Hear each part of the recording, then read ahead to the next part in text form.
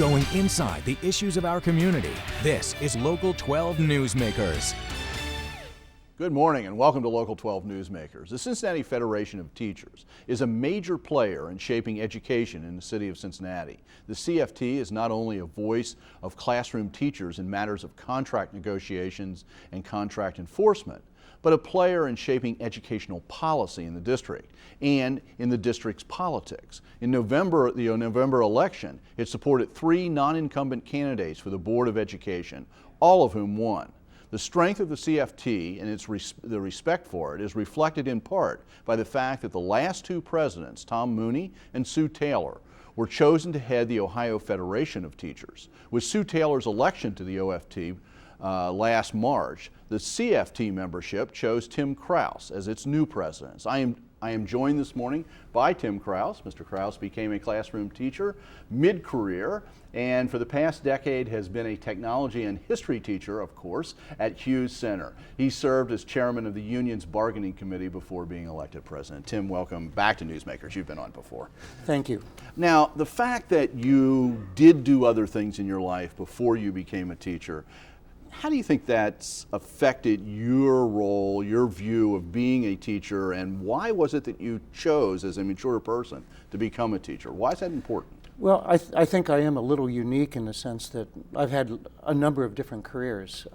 Some in academia. I did lecture U.S. history at Kansas State University as a graduate student, but I was farm laborer. I've worked as a machinist in a machine tool company here in Cincinnati. I've been a filmmaker and a community organizer. So I've had a lot of different job experiences, and I think that I sort of bring those backgrounds with me when I come into this job, and which is different than most teacher union presidents. And the point that you've only been a teacher, a classroom teacher, for 10 years. Correct. You sort of rose in the union ranks pretty quick here. Well, I'd been active in organized labor for a good many years. When I was as a machinist in the early 80s, I was a member of a steelworker local, and I was active in the Labor Council, and had been a fellow traveler with the Cincinnati Federation of Teachers for a good long while. I actually did some media work for them in the 80s, and had been a good friend of Tom Mooney's for a good many years. Yeah. Tom was really a force that shaped this union and the Absolutely. union movement throughout the country, really. Absolutely, and the spirit of Tom Mooney still lives in Cincinnati Public Schools. He left a major impact on the nation. He was one of the founders of the National Board for Professional Teaching Standards, and actually served on that board from its founding to the time he died. You know, one of the things that there's a lot of bad press that's urban schools, not just Cincinnati schools, but urban schools get, center city schools get.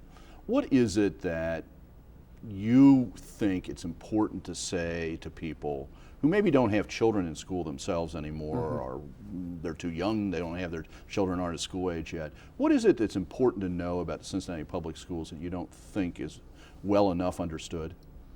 Well, I think there are a number of things that are not very well understood. It's interesting that we always use a yardstick of measuring urban schools against suburban schools. Primarily urban schools are dominated by children who grow up in poverty, and primarily children who go to schools in suburban school districts have a relative larger amount of opportunity and privilege in comparison. And that makes a big difference in the kind of things that have to happen in a classroom to move a student forward. In reality, with Cincinnati Public, because I think the union and the district for many years has tried to do very many innovative things, we have actually moved Cincinnati Public Schools to a place where we truly are a leader in urban education. Now, that doesn't compare well to Indian Hill or Lakota or Sycamore, but of course we do have schools like Walnut, Clark, and which do compare well. Which do compare well, and in fact, Walnut at one point was considered the most effective high school in Ohio, and has always ranked in the top 100, at least in recent years. So in the nation. In the nation, and so it's something that it's difficult to communicate to people what kind of problems and what kind of issues that urban educators face versus suburban educators. Another thing that I think is important, and I'm sure you hear it all the time, there would be an opinion out there in the community among certain people and I think it's relatively large, that the union is part of the problem. Restrictive work rules, too much pressure on increasing salaries, unreasonable requests for benefits, particularly in the area of health and retirement. What would you say to that? Well, I think that most of the time when people talk about the impediments that a collective bargaining agreement makes on a situation, those critics often have never really read the contract. They've never really looked at, and I have a copy of the contract here with us today, they've never really looked at what this contract says and what it does. And in reality, here in Cincinnati, this particular collective bargaining agreement has been considered one of the most innovative and progressive collective bargaining agreements in the country. People around the country have studied this bargaining agreement for issues like how to do collaborative decision making, shared decision making, local school autonomy, looking at ways of creating career paths for teachers to keep good teachers in teaching, because many times very good teachers feel like they reach a ceiling and then they either go outside of teaching to become administrators or leave the field entirely because they don't feel the opportunity. We've provided for those kinds of things that actually account for some of the reasons why Cincinnati Public is still the highest achieving urban school district in Ohio. And those things didn't happen by accident. They were carefully thought out. My predecessor, Tom Mooney, really worked hard on trying to professionalize it. Tom and I have talked about a lot of those things on this show when he was alive. Right. Some of those things were things that he really sort of constructed or helped collaboratively construct. Exactly, and there were enlightened people on the district side too that were involved in that kind of crafting of this document. And people don't understand those kinds of things. People will say, well, seniority rules, and if you look at our contract, seniority does not rule in every one of those situations. The best person for the job can be selected in a teaming situation. Someone with 4 years of seniority can be chosen over someone with 30 years of seniority if they're a better fit. Can a person who has either not become a good teacher or who has ceased being a good teacher, because both things can happen at different points of a career, can a person be removed from the classroom? Is it possible, or does the union always just go to the wall? Well, absolutely. The bottom line, good teachers never want to teach next to teachers who are not pulling their share of the load. That's a bottom line for anybody in any employment situation. If your coworkers are not doing what they need to be doing, you don't want that to happen. One of the innovative things about our contract, we started a peer evaluation system that, again, has become a model for the country. And everybody around the country has looked at what we've done. We've been doing this for close to 15 years now. When it was just supervisors doing evaluations, there were far fewer people being asked to leave the profession of teaching than when we started peer evaluation, because peers typically are more rigid or more strict with their peers in saying, you're not doing your job right. But embedded into that is also the notion that we have intervention and assistance for people to improve their teaching. To give them a chance to improve. Yes. And a path. Right, and we have tried to carefully construct a system that protects everybody's rights as much as possible, provides a process for fair evaluation, provides a process for fair rebuilding of someone's skills, and I've seen it happen. I want to turn my attention to some very immediate things that the school system is facing. In the aftermath of the defeat of the 9.95 mil levy in November, the Cincinnati Board of Education has been struggling with what to do next. One of the problems is that the decisions have to be made this month by the current board, actually by next week, before the 3 new members are ever sworn in on January 1st. The current board is split, and last week sent 2 possible levy proposals to the Board of Elections to hold a spot on the ballot. One, favored by Superintendent Rosa Blackwell and Treasurer John Boyd, is an emergency 7.95 mil levy that would generate $52 million per year and increase real estate taxes approximately $240 per year for every $100,000 of valuation. The other proposal, put forward by Susan Cranley, calls for 3 mil permanent improvement levy that would be restricted to maintenance and repair cost only. Tim, you were on a committee that was put together by Superintendent Blackwell to try to advise on this. What did you accomplish? And did you accomplish what you'd hoped to accomplish?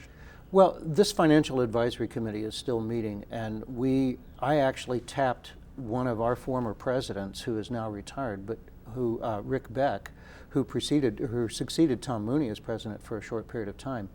Rick and I have sat on that committee, and Rick has done a great job in terms of looking at the financial books, because in actuality, Rick probably knows as much about the finances of this district as any treasurer to have ever sat in that seat.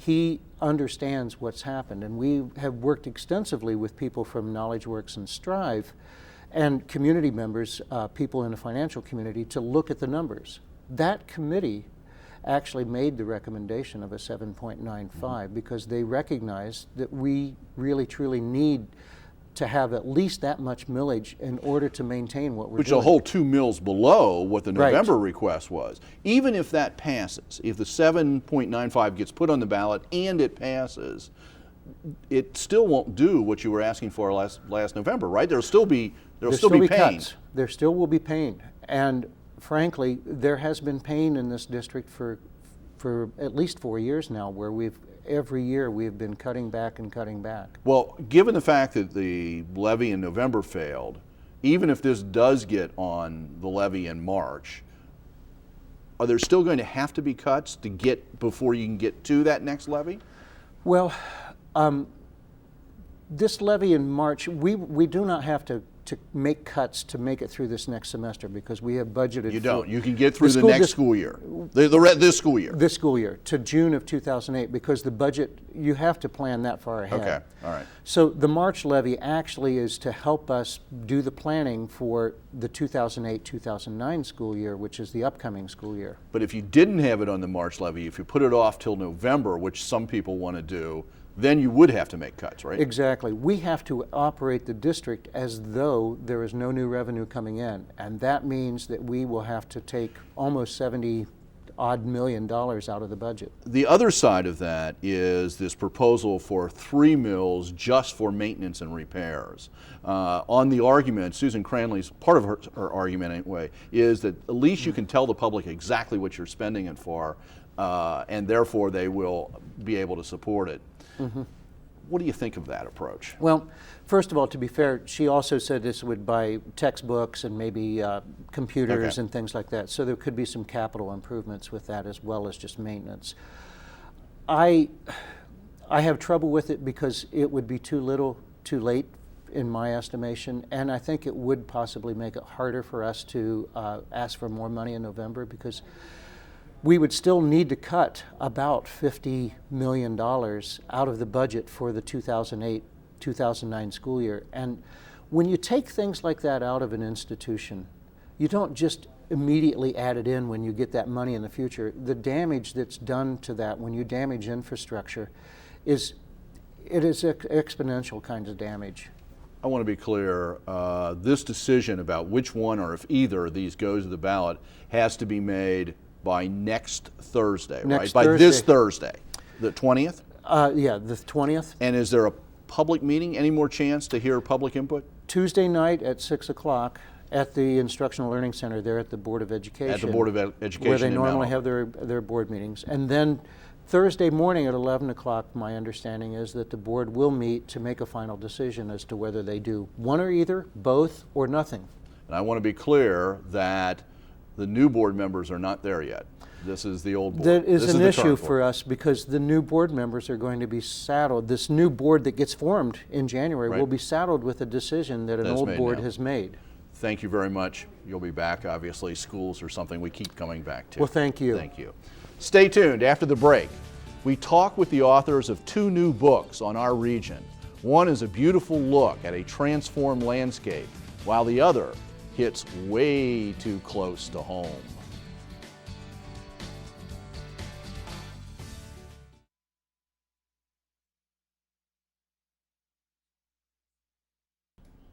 Christmas season always brings out new books about Cincinnati, and this year, photographer Robert Flischel has turned his eye and focused his lens on the campus of the University of Cincinnati, while longtime local television producer Jim Friedman has turned to still images and words to tell the history of Cincinnati television that is guaranteed to spark a million memories. I'm joined now by Robert Flischel, the photographer, author of University of Cincinnati, Architectural Transformation, Tradition and Innovation. Many of you will be familiar with Bob's earlier book, An Expression of Community, Cincinnati Public Schools' Legacy of Art and Architecture.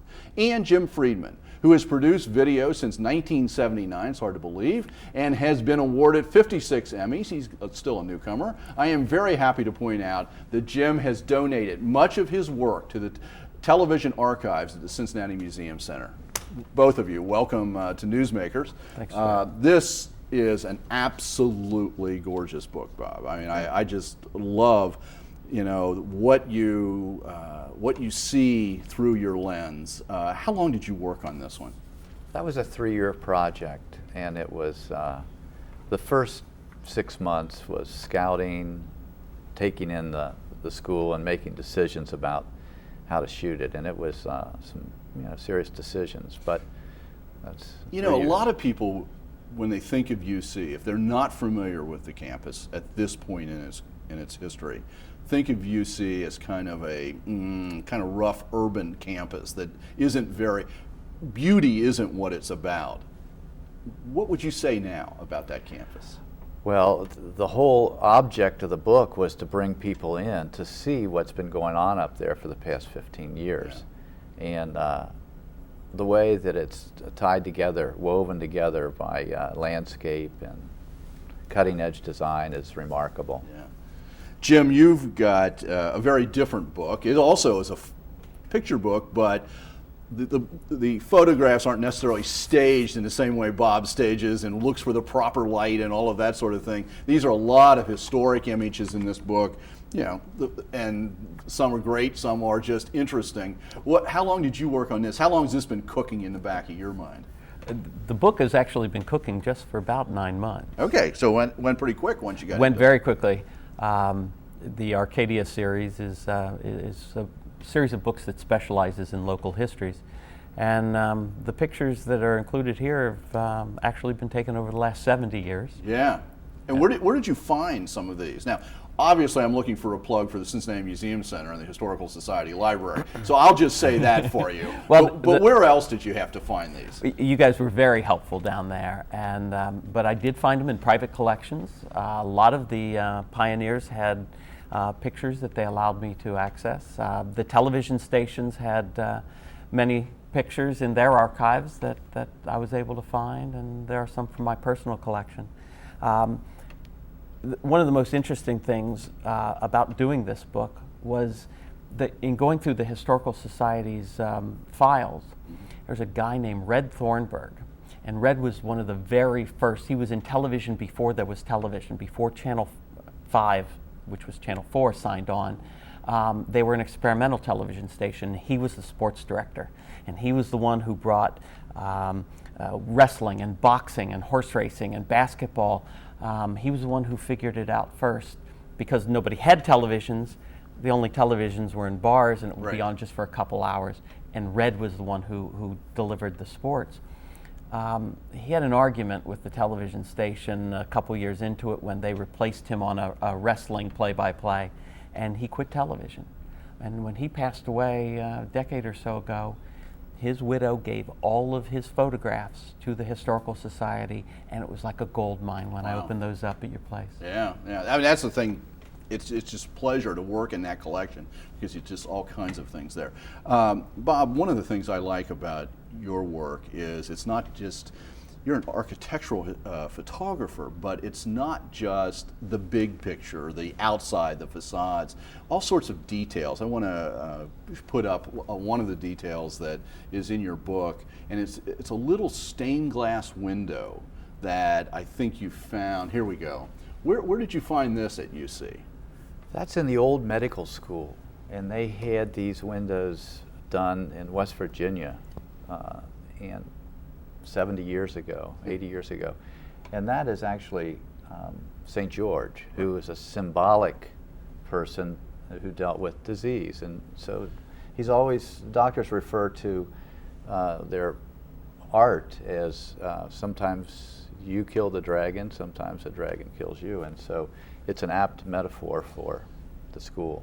And then on the other hand, you have these images of the new campus and the patterns on the landscape that have been created and the paths. And we have another one of your images out of this book that shows the paths on campus and sort of, this is high. Where were you taking this from so you could get the shapes? In the far top apartment of those three big apartments on Jefferson, in the top corner apartment, and the guy was so gracious to let me in there at 7:15 in the morning. Because you wanted the shadows to be a certain way.